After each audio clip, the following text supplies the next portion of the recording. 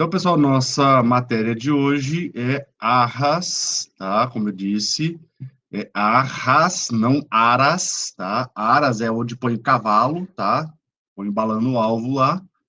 Tá? Aqui é arras mesmo, que a gente popularmente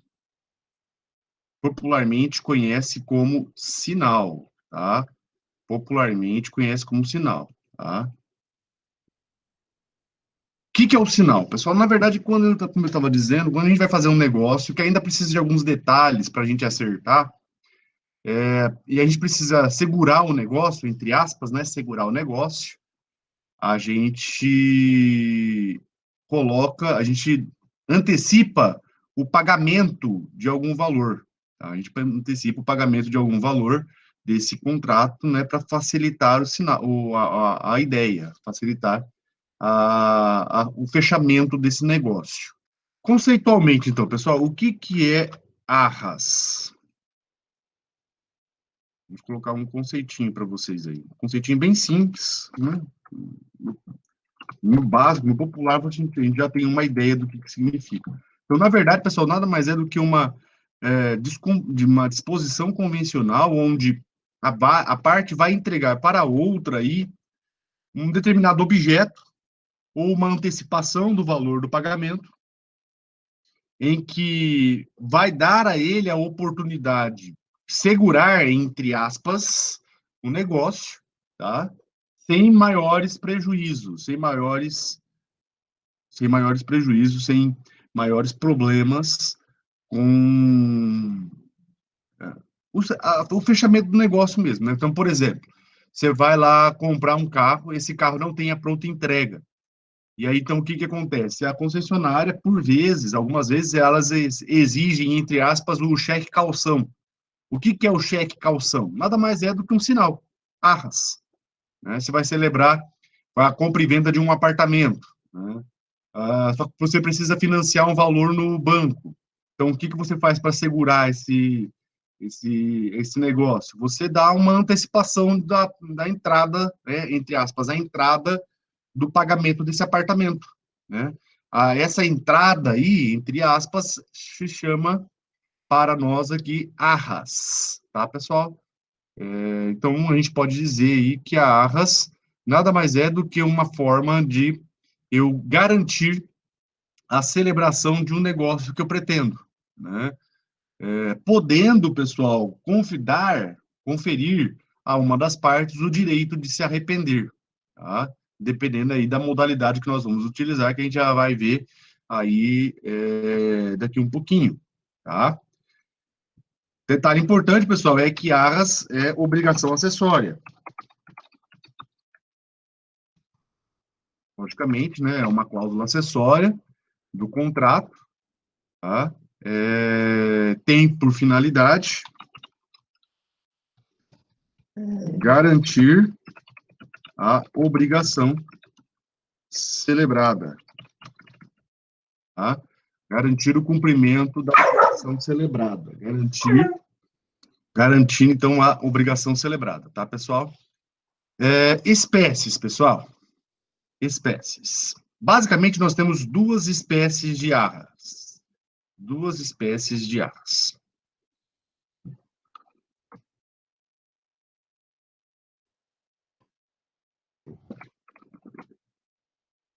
Nós temos aí as arras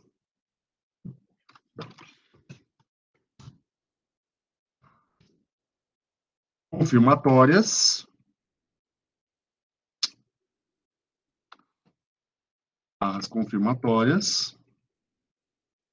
e arras penitenciais. O que vão ser as arras confirmatórias? Pessoal, arras confirmatórias.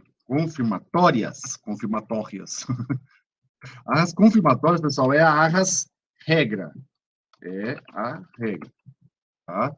A outra vai ser exceção. Então, só vai acontecer a penitencial se ela falar que é penitencial, tá? Então, o que que é arras confirmatórias? Representam início de pagamento. Arras confirmatórias representam início de pagamento.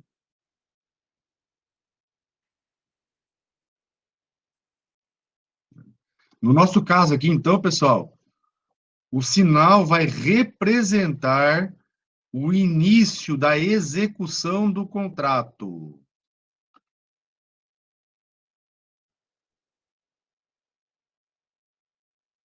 É o sinal que uma das partes dá à outra, representando aí, simbolizando o início do cumprimento do contrato. E aí tem um detalhe, pessoal: não tem direito de arrependimento. Não tem direito de arrependimento. Não tem direito de arrependimento. Isso aqui é importante, pessoal. Por quê? Porque a partir do momento que eu falo que não tem direito de arrependimento, vai ter consequência. Tá? Vai ter uma série de consequências importantes. Tá? Vamos primeiro ao artigo 417. O que que ele fala? Então, é a regra, representa o início de pagamento e então, simboliza aí o início do cumprimento do contrato, tá? E não tem direito de arrependimento. O que que fala o artigo 417?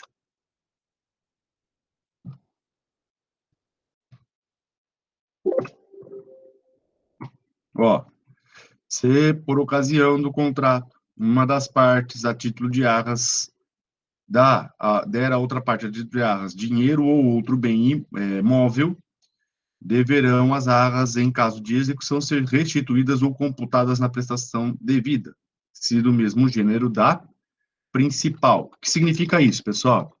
O artigo 417 vai falar para nós do objeto da arras. O que pode ser objeto de arras? Tá? Pode ser dinheiro ou outro bem imóvel. Ou outro bem imóvel. Tá? Qual que é a importância de você saber aqui sobre o objeto da arras, pessoal? A importância é a seguinte: se do consequência do objeto, vamos colocar diferente aqui, consequência do objeto, se do mesmo gênero computa no pagamento. Ou seja, pessoal, eu vou descontar do devido. Desconta-se do valor devido. Tá? Se do mesmo gênero, um gênero computa no pagamento. Traduzindo isso, eu vou descontar daquilo que está sendo devido.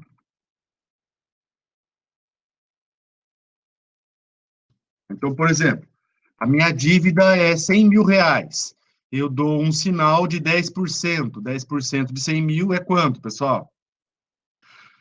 10% de 100 mil é 10 mil reais, pessoal. Então, eu dou um sinal de 10 mil. Né? Quanto que eu estou devendo agora? Se a minha dívida é dinheiro, né, eu vou descontar do valor devido. Então, eu estou devendo 90 mil. Tá? Agora, pessoal, a minha dívida é dinheiro.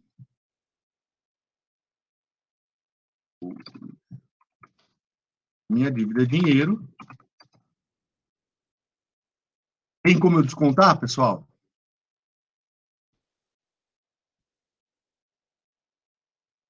Não, né? Se minha dívida é dinheiro e eu entrego um carro de arras, oh meu Deus. Se minha dívida é dinheiro e eu entrego aí um carro de arras, tem como eu descontar? Não, né? Não tem. Então, eu vou devolver. A não ser que lá no contrato tenha ficado pactuado que o carro seria a entrada, tá? Salvo se ficar pactuado que o objeto é a entrada para o pagamento. Tá, pessoal? Tá, então, se for de outro gênero, em regra, tem que se devolver após o pagamento integral. Tá? A não ser que fique pactuado que esse objeto é a entrada para o pagamento. Tá? Se ficar pactuado assim, pessoal, o que nós vamos ter nessa hipótese aqui? O que isso aqui representa?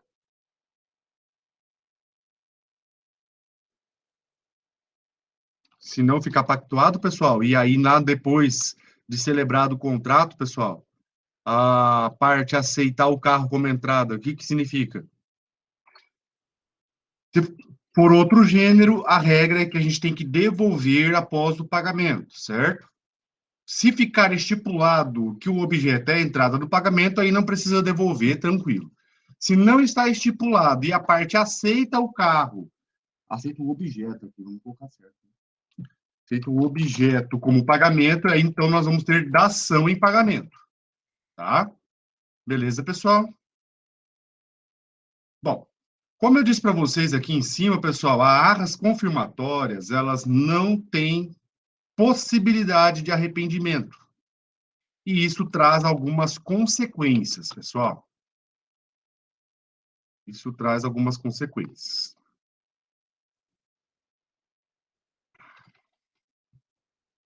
Quais são essas consequências? Vamos lá.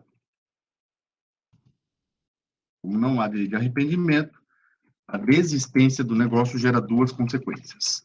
Primeira consequência, pessoal. Primeira consequência. No tocante às arras. No tocante às arras. O que vai acontecer com as arras, pessoal, se a parte desistir do negócio? Artigo 418.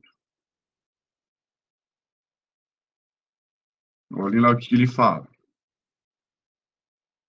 Se a parte que deu as arras,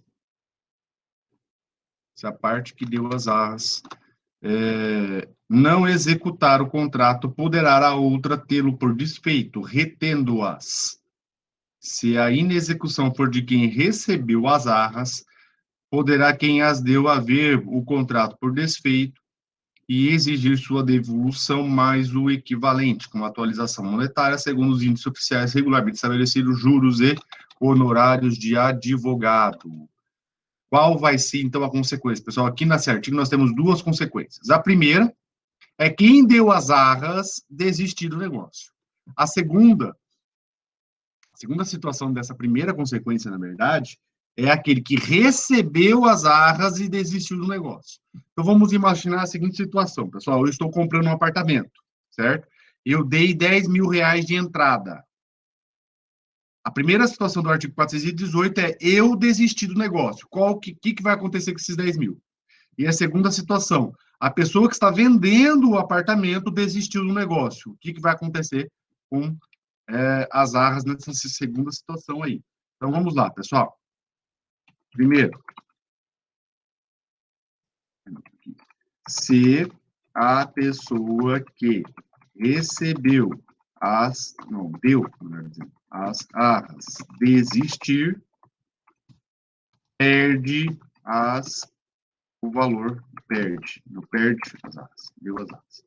Perde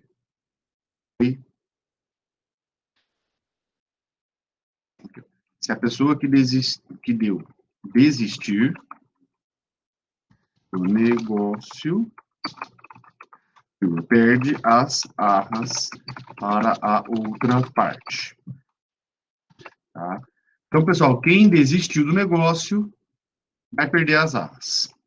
O princípio geral é esse daqui, pessoal. A regra geral é esse daqui. Quem desistiu do negócio perde as arras. Vamos anotar esse princípio aqui. Regra geral. Regra geral. Quem desistir perde as arras. Tem que partir sempre desse pressuposto. Quem desistir perde as arras. Então, se a pessoa que deu desistir, o vendedor, no nosso exemplo aqui, não vai precisar devolver nada para ele. Ele vai ficar com as arras. Ok, pessoal? Então, eu vou perder 10 mil reais. Segunda parte. Se a pessoa que recebeu desistir do negócio, deverá devolver as arras. Mas é só devolver as arras, pessoal?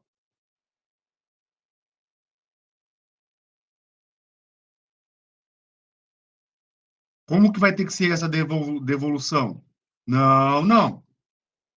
Não é só corrigido, não. Veja, pessoal, ó.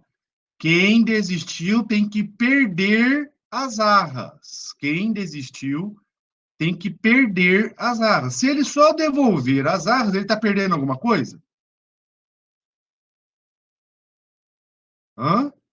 Se ele desistir, só devolver as arras, ele está perdendo alguma coisa? Não, né? Ó, se o comprador desistir, ele vai perder 10 mil. O vendedor, se ele desistir e ele só devolver as arras, ele vai perder alguma coisa? Não, porque aqueles 10 mil não é dele. Então, pessoal, ele tem que devolver as arras em dobro. Devolver as arras em dobro. Então, se ele recebeu 10, ele vai ter que devolver 20. 10 que não era dele e 10 que ele está perdendo, tá? É nesse sentido que está o artigo aqui 418, pessoal. Olhem aí, ó. Ó, exigir a sua devolução mais o equivalente, ou seja, exigir a devolução 10 mais o equivalente mais 10. Ok, pessoal? Então, olhem, eu tenho que devolver a arras que eu entreguei, eu tenho que devolver a arras que eu recebi mais o seu equivalente. Então, eu tenho que devolver as arras em dobro, tá? Para eu obedecer essa regra aqui, ó. Quem desistir perde as arras. Então, se eu recebi 10, aqueles 10 não são meus. Para eu ser penalizado pela desistência, então eu vou ter que devolver em dobro, 2 vezes, tá? Porque ali, assim, eu vou deixar de ganhar 10 e ainda vou perder 10, tá? E, logicamente, pessoal, isso aqui com juros e correção monetária. Então, eu vou repetir, ó. Eu comprador, se eu desistir do negócio, eu vou perder as arras. Então, aqueles 10 mil que eu entreguei para o vendedor, eu vou perder, certo? Essa parte é fácil. Agora, se o vendedor desistir, pessoal, basta para ele só devolver os 10 mil? Não, não basta ele só devolver os 10 mil. Ele, além de devolver os 10 mil, ele vai ter que me dar mais 10 mil. Por quê? Porque ele tem que perder. Se ele só devolve, ele não está perdendo. Tá? Então, ele tem que devolver em dobro. Ele tem que devolver as arras que ele recebeu mais o equivalente, ou seja, 2 vezes as arras. É só seguir essa regrinha aqui, pessoal. Se você recebeu, você devolve em dobro. Ponto. Você recebeu, você devolve em dobro. Beleza? Segunda consequência, pessoal, agora sim, indenização, que o Thiago falou ali, no tocante à indenização. No tocante à indenização, pessoal. As arras confirmatórias, além de ter essa questão aqui da perda das arras, poderá ter direito à indenização. A parte prejudicada poderá ter direito à indenização, se provar prejuízo. E onde está isso, pessoal? Artigo 419. Olhem lá. A parte inocente pode pedir indenização suplementar se provar maior prejuízo, valendo as arras como taxa mínima. Pode também a parte inocente exigir a execução do contrato mais perdas e danos, valendo as arras como mínimo da indenização. Então, vejam, pessoal, que é possível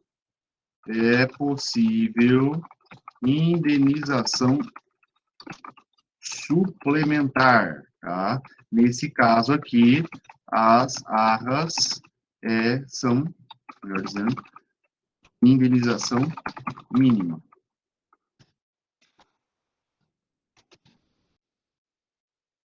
Então, aqui nas arras confirmatórias é possível indenização suplementar, bastando aí eu provar que o meu prejuízo é maior do que o valor das arras. Por exemplo, pessoal, estava tudo certo o apartamento, eu tirei o apartamento do anúncio, porque o cara falou que ia ficar, e eu parei de procurar atrás, parei de correr atrás de comprador e tal. e eu estava precisando do dinheiro. E aí, pessoal, deixei de fechar outros negócios com outras pessoas que tinham interesse no apartamento, porque aquela pessoa falou que ia ficar, pagou as arras e tudo mais. E aí o que aconteceu, pessoal? Ela desistiu do negócio. Eu tive prejuízo. Eu deixei de fechar negócio com outras pessoas, porque essa pessoa aí fechou e deu o sinal. Nessa situação, eu vou ter outros prejuízos, pessoal? Sim. Ou o contrário, pessoal, eu sou o comprador, dei o sinal, estou lá financiando no banco, pessoal, não tem mais como eu voltar atrás. Já fechei o financiamento, só está esperando aí acertar os últimos detalhes do negócio. E aí o vendedor desiste. Eu vou ter prejuízo, pessoal? Lógico que vou. Porque o dinheiro que eu recebi do banco, eu não vou mais conseguir quitar aquele apartamento, aquele financiamento. Né? Vai ser, eu já tive o prejuízo, vou ter o prejuízo dos juros, vou ter o prejuízo de registro, vou ter um monte de problemas aí que eu vou ter que suportar, de taxas, né? Que não tem como eu cancelar. Então, eu vou ter prejuízo? Sim. Se o valor das vagas não for suficiente para cobrir esses prejuízos, então eu vou poder aí pedir indenização suplementar. Certo? Dúvidas? Ok?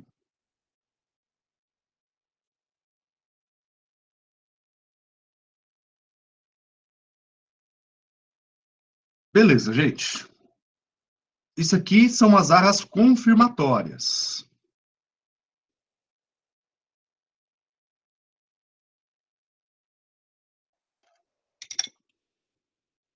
Isso aí são as arras confirmatórias, pessoal. Até 2002, pessoal, nós só tínhamos essa modalidade de arras. Lembrando, pessoal, que isso aqui, logicamente, é opcional, tá, gente? Não significa que é porque a outra pessoa desistiu que eu vou cobrar as arras dela, tá? É, dependendo aí do negócio, eu falo, "Não, beleza, sem problema, né? Em acordo aí, a gente pode, né, cancelar o contrato sem problema nenhum. Eu não tive prejuízo, você também não teve, ficamos por isso mesmo, tá? Tanto pode, vocês podem ver ali, pessoal, que o código sempre usa o pode, ó. Se a parte que deu as arras não executar, poderá, tá? Não é obrigatório, é uma faculdade para a parte prejudicada. Então, poderá reter as arras, poderá exigir, né? Devolução mais o equivalente, pode pedir indenização suplementar, pode também. Então, veja, pessoal, que aqui nas arras confirmatórias, nós vamos ter aí nós vamos ter aí a, uma faculdade, tá? Da parte prejudicada. Então, a gente pode colocar que essas consequências aqui são faculdades da parte prejudicada, tá? São faculdades da parte prejudicada.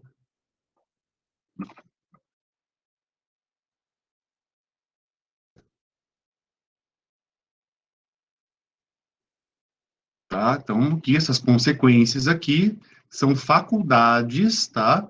Da parte prejudicada. Então, ela pode exigir isso e pode exigir isso daqui, tá? Beleza, pessoal. O Código de 2002 trouxe, na verdade, a figura das arras penitenciais, que já existe há muito tempo na prática do direito civil, tá? Só não estava presente no Código, expressamente. As arras penitenciais, pessoal, também são chamadas de arras de arrependimento.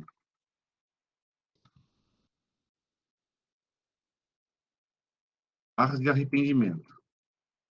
Ou seja, pessoal, são aquelas que vão possibilitar o arrependimento da outra parte. Vai possibilitar o arrependimento da outra parte. Ou seja, pessoal, nessa situação, as arras têm caráter exclusivamente indenizatório. Exclusivamente indenizatório. E isso, logicamente, pessoal, que é importante e é o que vai diferenciar as arras penitenciais das arras confirmatórias, porque aqui não haverá indenização suplementar. Não haverá a indenização suplementar. Então, esse pedacinho aqui, ó, pessoal, esse pedacinho aqui não tem nas arras penitenciais, tá?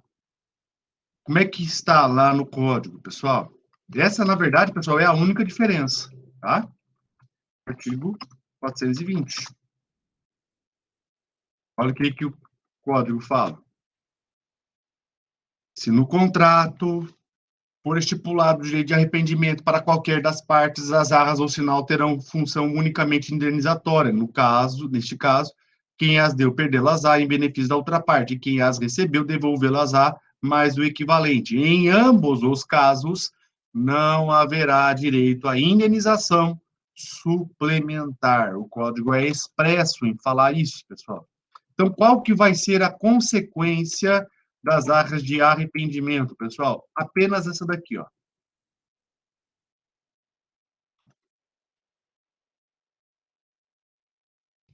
Consequência.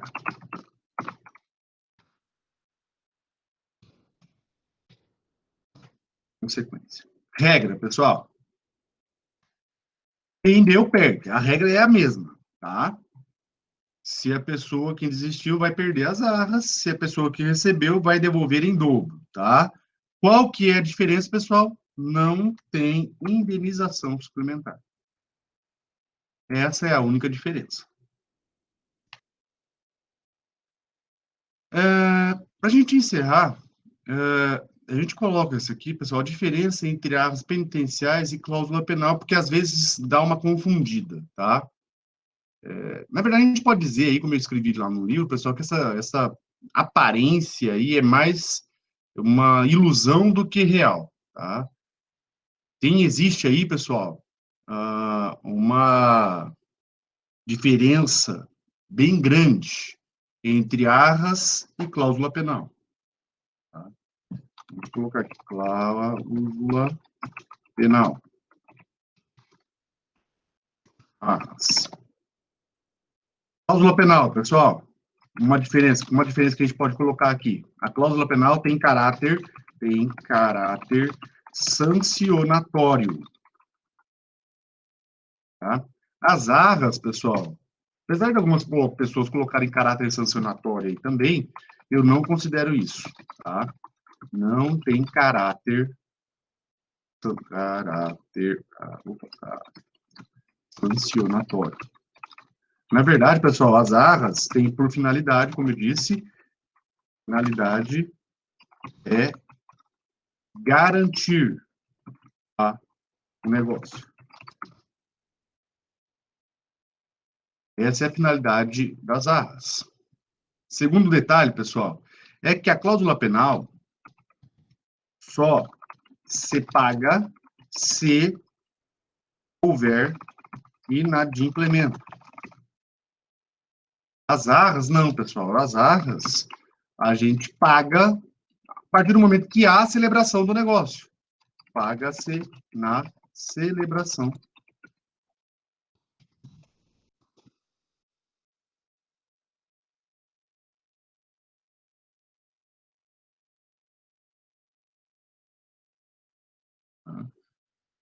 Essa também é uma diferença importante.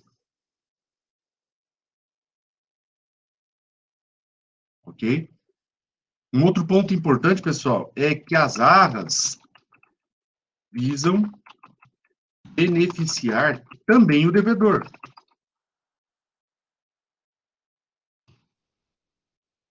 Enquanto que a cláusula penal, pessoal, visam beneficiar o credor. Principalmente o credor, tá? O foco principal aqui da cláusula penal é o credor, enquanto das arras é o devedor. E por fim, pessoal, no tocante às arras confirmatórias, aqui a indenização suplementar só existe se houver previsão contratual da possibilidade. Aqui, pessoal, a indenização suplementar existe